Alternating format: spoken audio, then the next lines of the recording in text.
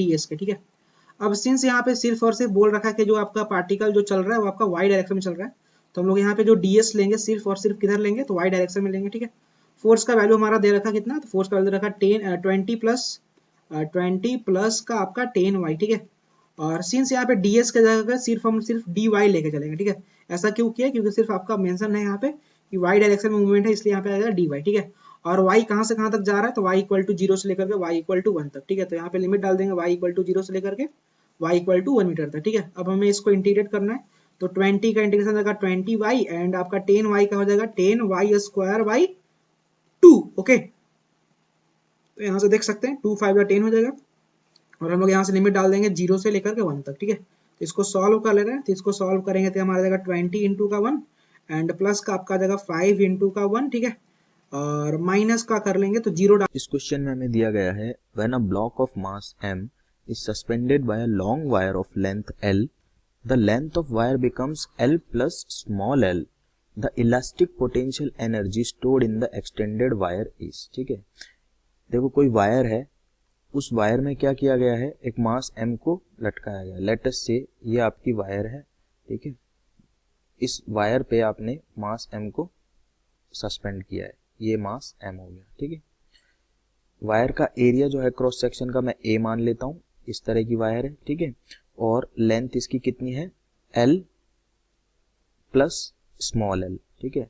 क्योंकि इसकी वायर की लेंथ जब इस पे मास नहीं था तो कितनी थी, L थी, अभी कितनी हो गई है, L प्लस स्मॉल l हो गई है, क्योंकि इसने क्या किया, मास ने इसको वायर को नीचे खींचा है, ठीक है। टेंशन की वजह से वायर क्या हो गई, खींच गई है, जिसकी वजह से इसमें थोड़ा इलोंगेशन आ गया है, ठीक है।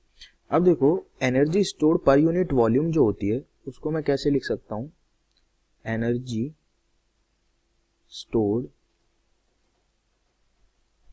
पर यूनिट वॉल्यूम वो होती है आपके पास में 1/2 इंटू स्ट्रेस इंटू स्ट्रेन, ठीक है, यही होती है। अब देखो एनर्जी स्टोर्ड मान लेता हूं मैं E है, वॉल्यूम मान लेता हूं मैं V है, तो E बाई V कितना आ जाएगा, वॉल्यूम किसका वॉल्यूम, वॉल्यूम होगा इस वायर का वॉल्यूम, ठीक है। इस वायर के पर यूनिट वॉल्यूम में जो एनर्जी स्टोर हो रही होगी उसकी बात कर रहा हूं, 1/2 एज इट इज। स्ट्रेस कितना लग रहा है, देखो वायर पे स्ट्रेस होता है फोर्स पर यूनिट एरिया, तो इस वायर के पर यूनिट एरिया पे एरिया कितना है, A है, इस पे कितना फोर्स लग रहा है नीचे, mg फोर्स लग रहा है, ये मास ही तो इसको खींच रहा है नीचे, तो इसके पर यूनिट एरिया पे कितना फोर्स लग रहा है, mg, तो स्ट्रेस बन गया अपने पास mg बाई A, ठीक है। अब स्ट्रेन क्या होता है, स्ट्रेन होता है एलोंगेशन पर यूनिट लेंथ, यानी कि इसकी पर यूनिट लेंथ पे कितना एलोंगेशन हो रहा है, ठीक है। इसमें देखो जो वायर की लेंथ थी इनिशियली वो थी L, अब इलोंगेशन कितना हुआ कि L प्लस L हो गई, स्मॉल l इलोंगेशन हुआ, तो स्ट्रेन कितनी हो गई, इलोंगेशन पर यूनिट लेंथ, यानी कि इलोंगेशन डिवाइडेड बाय लेंथ, ठीक है, ये हो गई। अब देखो E डिवाइडेड बाय V क्या है, volume of the wire, volume कितना होगा वायर का, लेंथ, ठीक है, जो इनिशियल लेंथ थी उसकी बात कर रहा हूं मैं, ठीक है, length of the wire into area, तो length of the wire into area, ये हो गया वॉल्यूम ऑफ द वायर, ये हो जाएगा 1/2 into mg upon A into L by L, ठीक है। देखो L इंटू A से L into A cancel out हो गया, तो जो एनर्जी स्टोर हुई इस वायर में वो कितनी आ गई, वो आ गई 1/2 mg L, ठीक है। तो हाफ mg L ही इतनी एनर्जी स्टोर होगी इस वायर में, तो half mg L is option number 4, ठीक है। और वो है आपका L, कौन सा L, ये वाला L, स्मॉल L आएगा, ठीक है। तो देखो एक L यहाँ पे है, एक L यहाँ पे है, लेकिन स्मॉल L वाला L करेक्ट आंसर होगा।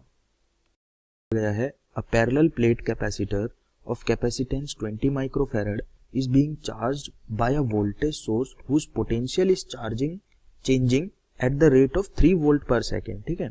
The conduction current through the connecting wires and the displacement current through the plates of the capacitor would be respectively, ठीक है।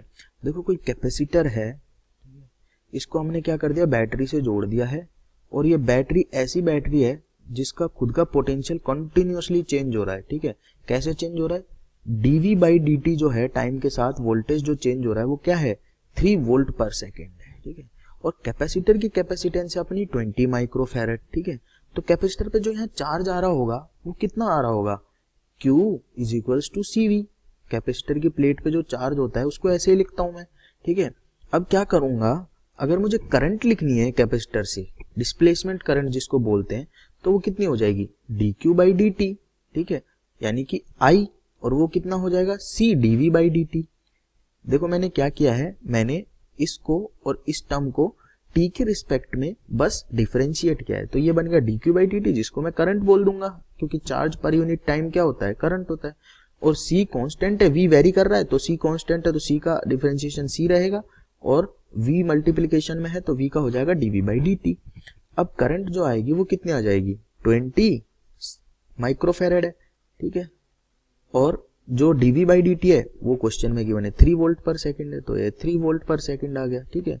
तो करंट कितनी आ गई आपके पास, करंट आ गई 60 माइक्रो एम्पियर, ठीक है, ये हो गया आपके डिस्प्लेसमेंट करंट, 60 माइक्रो एम्पियर आ गई, ठीक है।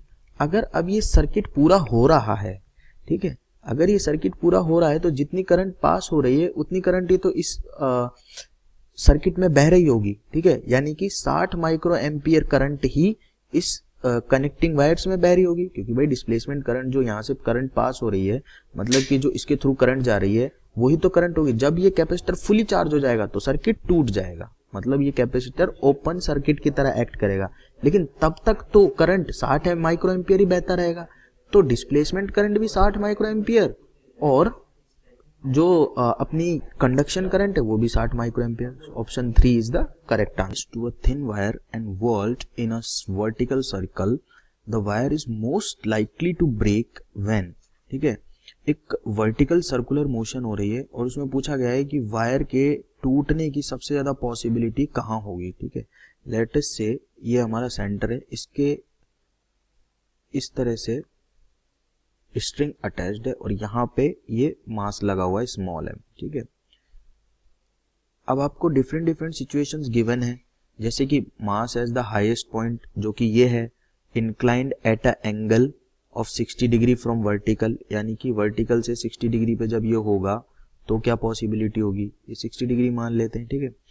लोवेस्ट पॉइंट पे होगा तो क्या पॉसिबिलिटी होगी, जब ये मास यहाँ होगा, ठीक है, तो कितनी पॉसिबिलिटी होगी टूटने की।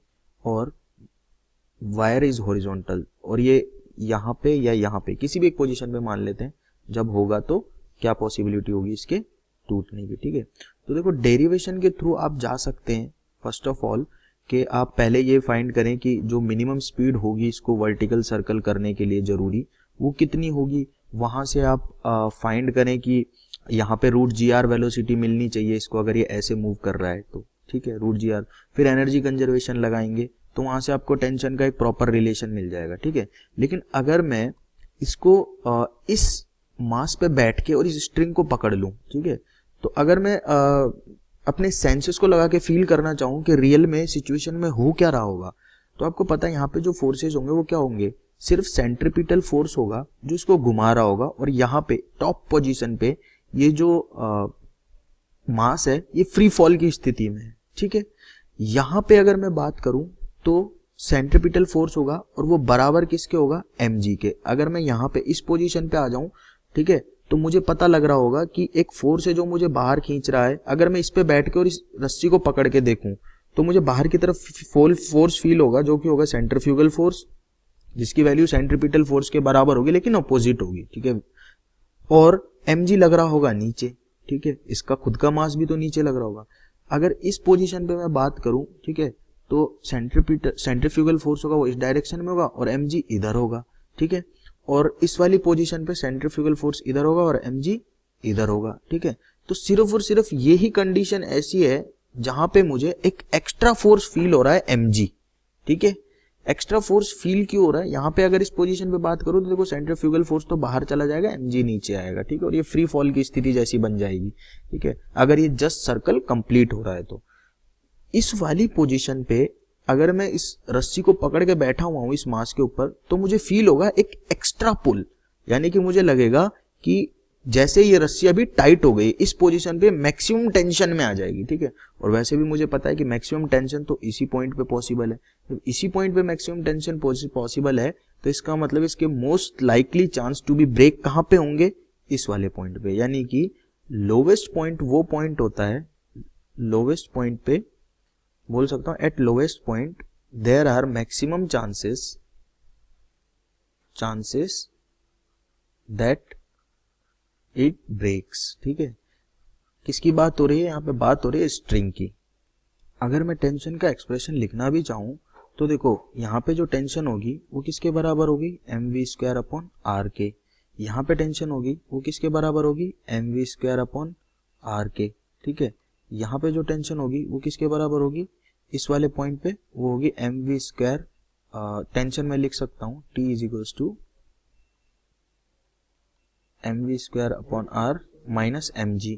ठीक है, और यहाँ पे जो टेंशन होगी वो होगी mv² upon r plus mg। तो ऑब्वियसली इसी पॉइंट पे सबसे ज्यादा टेंशन है, तो यहीं पे इसके टूटने के चांसेस ज्यादा होंगे। तो मेरा आंसर होगा at the lowest point. The mass is at lowest point. तो option 4 is the correct answer.